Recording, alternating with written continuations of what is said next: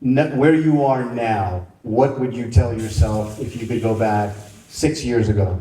Probably the same thing. Just go get some good advice.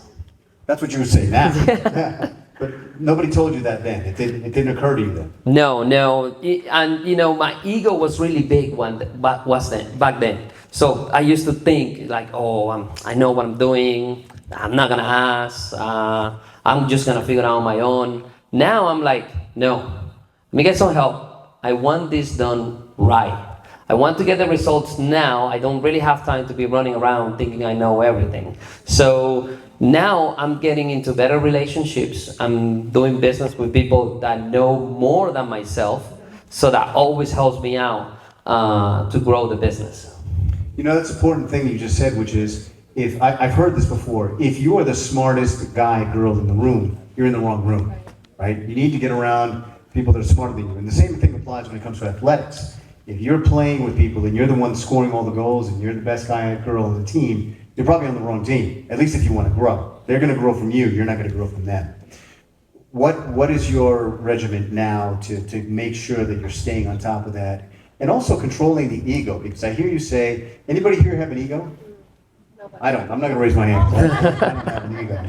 Same thing in marriage. You know, you don't get advice from a person that is, having a terrible marriage. You go to somebody that has a good marriage, so they could give you an advice. So same thing in business. So going back to that point is now I get my ego out of the way. I go to people that are having success and I tell them I'm having a problem in my business. I'm trying to grow. Roberto, what comes next? Now that you had some learning, you're in the business, still in the insurance business.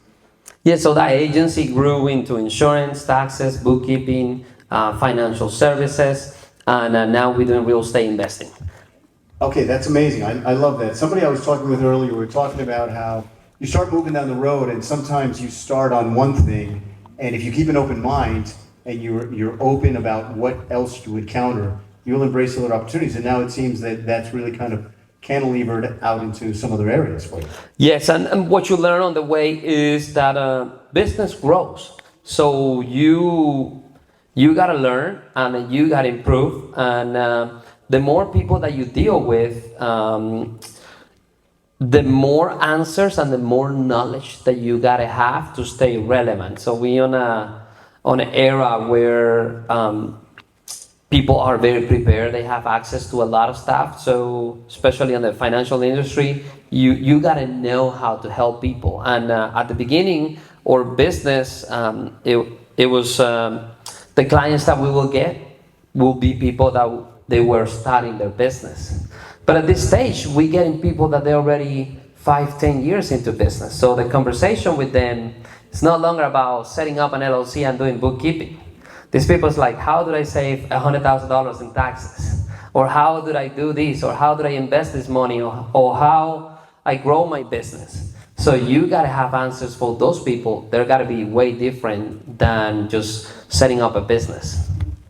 And that's how our business been growing, because our clients actually have pushing us to like, get me better answers. And that's part of the business. You have to grow in the momentum that you're living.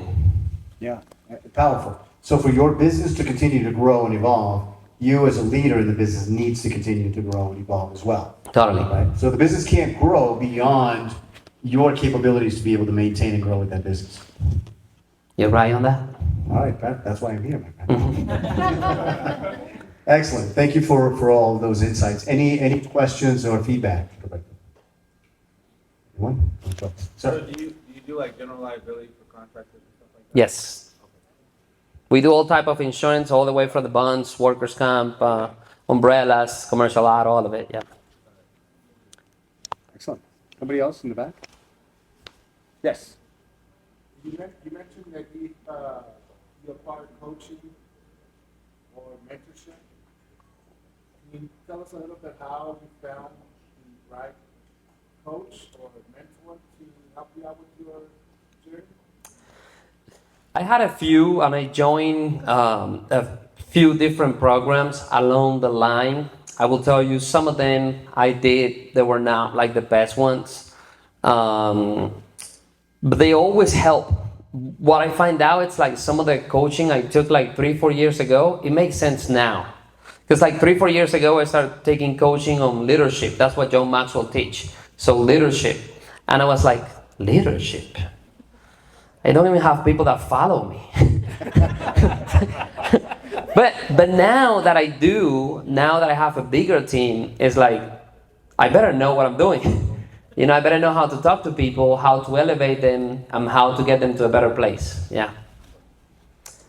So going back to your main question, you have to try a few people, I guess. That would be, and see what works for you. Were they all within your industry or just in general? They're all in general. I did John Maxwell, Grant Cardone, Ryan Pineda, Jerome Maldonado. Now I'm working with Brian very closely. And I find out that's the best for us. Instead of doing online, just doing one-on-one meetings, because we get the best. We get the best plans and we get the best route to do our stuff on the one-on-one meetings instead of doing it online. So I love that you mentioned John C. Maxwell. It's phenomenal for leadership. So who are you listening to or reading right now for your own personal development? I got a book that I'm reading, but I totally forgot their name. I will send it to you later on, but I totally forgot the name of it. Yeah. I can recommend one. 48 Laws of Power. And That's John Maxwell. No, it's not John Maxwell. Robert Greene. Oh, there you go. Thank you, Mr. Greenback. I like audiobooks. It's not that I don't like to read the books themselves, it's just that the audiobooks, you know, I can blow through an audiobook in a week, right? Because as I'm shaving, whatever in the morning, you listen to it, and in the car. So, but this is a book that I probably listened to 6 times over and over again. But, you know, as he said, sometimes information is contextual, meaning it's got to be the right time for you. So if you pick that book up and you read it, I will tell you that for me, I picked up the hard copy. I wasn't enjoying the read, but when I listened to it, I really just absorbed this book. I was doing a talk somewhere and I mentioned that book, and there was a college student, who's probably like 20 years old, stood up and he was like, "That's an awful book, it's terrible." And I was thinking, okay, how is it we have different perspective on it? It's a very mature book. It's a very mature concept when you're dealing with power, right? It's like having fire, right? You don't give it to a 6-year-old. They may burn the house down, or you know, they could do something productive with it, likely not. And so certain information needs to be able to be absorbed and be able to make use of. And so I will tell you that it's a book that it deals with some difficult issues when it comes to power. Are you familiar with the book? Yeah. Okay, do you like the book? So I started reading it when I was around like 18 or so, Yeah. and at the time it was so mean. It was so, but Yeah, mean. But It's- I'm very interested in his book on seduction, though. On seduction. Yeah. I haven't read that one, but we'll have to take a look at that. It's Probably a like- good book. Yeah. Yeah, he's written a couple of books, Robert Greene. He wrote another one following the 48 Laws of Power. But if you maybe go back and listen to it, and I'm telling you, I've gotten so much out of the book. I could listen to it over and over and over again. But it's one of the great books, I think. And also one of the classic books on leadership is Sun Tzu. If you've ever heard of Sun Tzu, but it's not like a pleasant read, right? Like they're chopping people's heads off and something about the Ming Dynasty in China. It's the reality of the world. It doesn't mean that we're going to do the same thing in our world today, but you know, when we talk about leadership, having a vision, plan, communicating, you know, executing, that's also one of the great books. It's The Art of War? Sun Tzu, The Art of War. Yeah. And if you get it, it's a really thin book. It's a quick read. I mean, you can literally read it in like an hour and a half. Yeah, like every MBA program that's required reading. Thank you. And I'm looking forward to that. Yes, I will send it over to you. All right, Trudy. Yes. Yeah, I know the information something about working with people and continue to motivate them to help them grow to the next level. Can you share like what has been your biggest nugget from all these leaders you've learned for? Because I know dealing with people is dealing with, you know, a lot of personalities, and you never know who's who, right? So what's like your biggest nugget that you can share for us that are dealing with people and growing a team to help them motivate and continue to help them continue to grow? I used to take things very personal. I no longer do. I just think it's just a process. And when people they don't do as you're expecting them to do, or they don't respond as well as you think they will do, I just let it go. It's like maybe it's not the right time or the moment for them. But when you're in business long enough, is you cannot control people. You control what you can do, and what you can do is just get better relationships, get to know more people, and find the right person. Yeah. That's a good one. That's a good one. It goes back to not the ego, right? Not take it personally. And that's something I've learned in my journey as an entrepreneur as well, is to not take things, not just in the business sector, but also in personal life, right? I mean, we all have issues and things come up and things are said that may not be, all that flattering about us. And we have to just kind of let that go, right? There's only so much. You focus on controlling what you can control, and the things that you do not have any control over, you just let them go. Can't spend any time and energy on them. And that's one of the principles a lot of these guys teach as well. Yes, just let it go. Just like that. Excellent. Anything else? Any other questions for Roberto? No? One more. I know you recommended a good book. Besides the one that you forgot, what's a good book that you recommend? John Maxwell has a good one on leadership. It's the Laws of Leadership. I think it's 21 Laws of Leadership. There's a good principle in there. It's the law of the lead. It says, you're not going to be able to lead people if you're a 7. The people that you're going to get are always going to be 6s. So the only way that you're going to be lead people that are 8, 9 is that you have to get all the way up to a 10. And a lot of people, they get like, oh, I would definitely want to be a 10.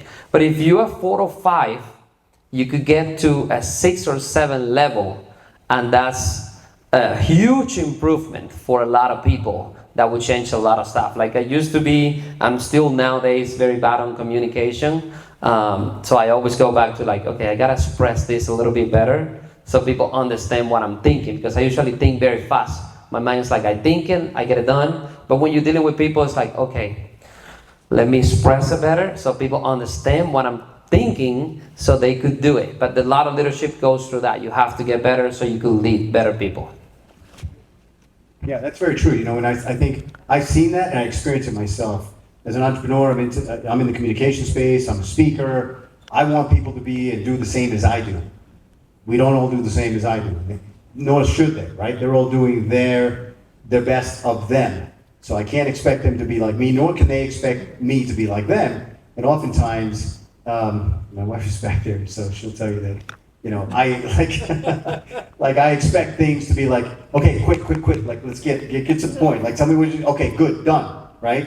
No, but wait, I want to still, it's like, what's the point? I heard you, I communicated it, let's go, right? No, but I want to tell you, it's like, okay, fine, all right.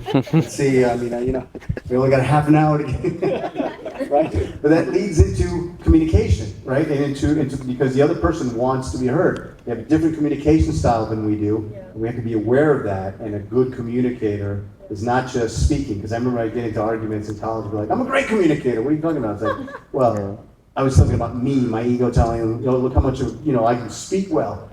I didn't hear a word they said, right? And it's not about how well you speak, it's how well you can listen to the person and take action on by really understanding what they're communicating to. So, really powerful point. Another book that I'll mention just came to mind, a little bit older, but really, really great book. It's been an impactful book, Good to Great. Good to Great, it's a great book. Good to Great, yeah. That's an amazing book. So highly recommend that one as well. Beautiful. Roberto. Awesome. Thank you, guys. Thank you, sir. Appreciate it.